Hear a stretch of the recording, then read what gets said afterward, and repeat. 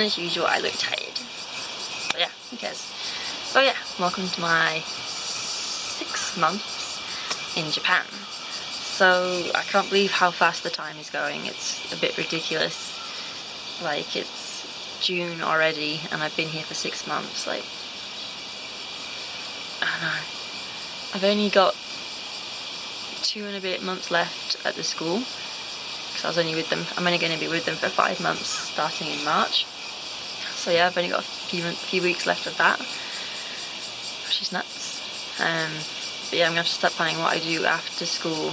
I know I will travel around Japan. I just haven't planned how or where, and then what I do after Japan as well. So I should probably start planning, because I'll finish in mid-August, and I know that mid-August is super busy in Japan. Like, everybody just kind of travels and stuff. So, but yeah, the job's still good, still the same. I teach in the middle of the week now. I have set time, so that's really good. So I get like a really long weekend. And my boss at the guest house tries to put me working at the guest house the same days I work at the school. So I get full days off, so that's really good. But yeah, school's great, the guest house is great, it's getting super busy. It's summertime, and we're getting mainly we get international guests and Japanese guests on the weekend. But yeah, it's busy. And the weather is really hot. Like, day or night you sweat. Like, you shower twice a day maybe. These little insects, the cicadas, and they're noisy. You'll be laying in bed and they'll just start like a crescendo of noise that's super loud. But yeah, the heat is both warm from the sun. It's not too bad because it's cloudy today and the sun comes up from behind me. So I thought I'd film this before it got too hot and overpowering. And it's also humid as well. Like, if it rains, it's still hot. At night, it's still hot. But yeah, it's interesting. Like, I never really thought of Japan as being a really hot country in the summer. But no, it's fine. Oh yeah, so I went wild camping again. You might see my wild camping. Well, I went sleeping outside without a tent, and I went on top of Mount Shigi. I tried to do it again on the crest, running on the mountains between Nara and Osaka, and I picked a spot. I was like just trying to wait for like night time so I could go to sleep.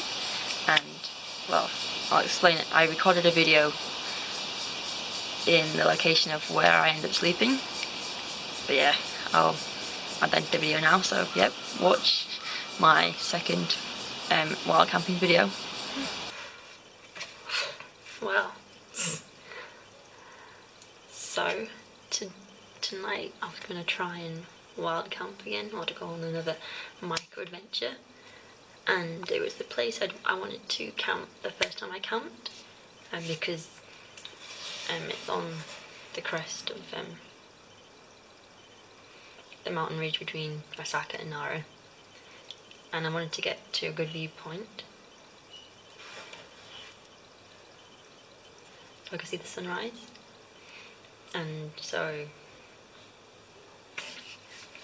yeah, where was I?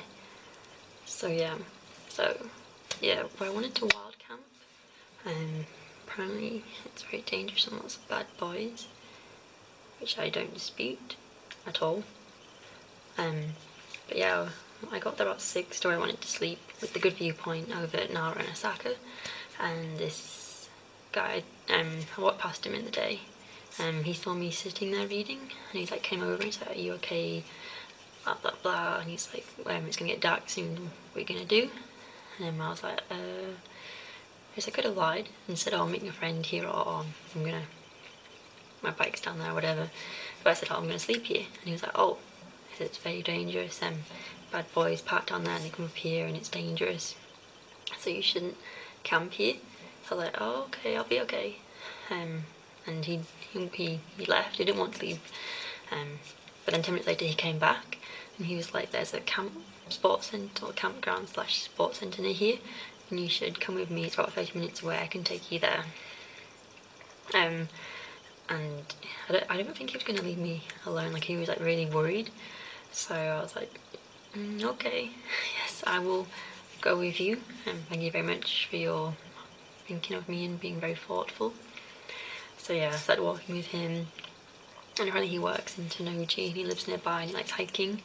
And he showed me in his backpack, he's like a breeder of, I don't know what you call them, like beetles with like a horn, like horn-nosed beetles, but you have like a box full of them. So that was quite cool to see.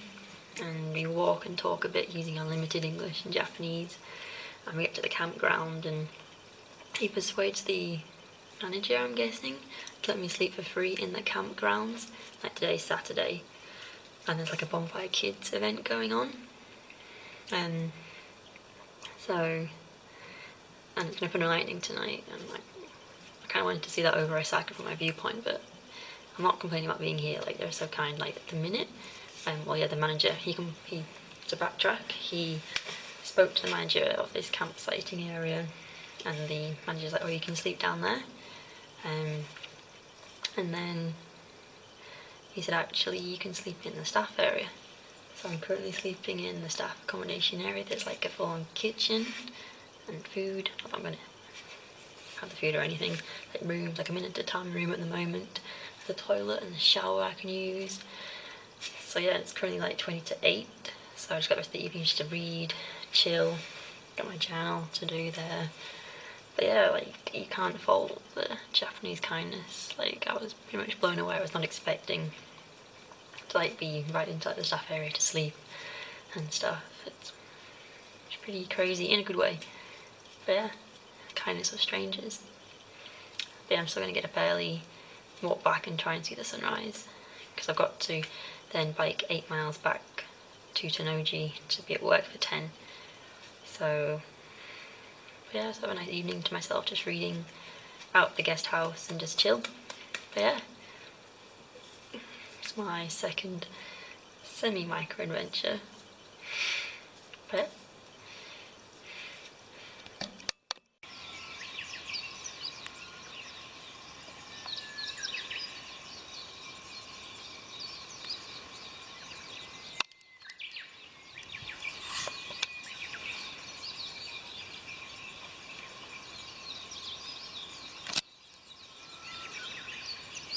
something else that's interesting, I don't know if it's just something you get in Osaka, but like you'll see all the men wandering around with like massive wallets, and they'll be sticking out of their back, like the pocket will be like that, and have a wallet like this sticking out of it.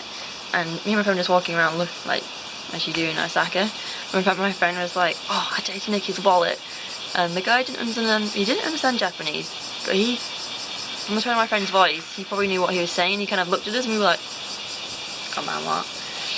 But we weren't going to do it, obviously, but it's just really strange how they have wallets sticking out of their pockets. But yeah, it feels like I've done a lot more. I just can't think of it off the top of my head. So in my next video, I should think of more to say.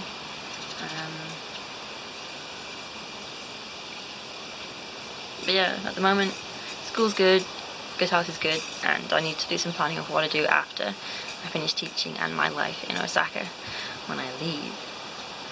But yeah, if you enjoy my video, feel free to leave a comment, hit the like button or subscribe, and have a good day.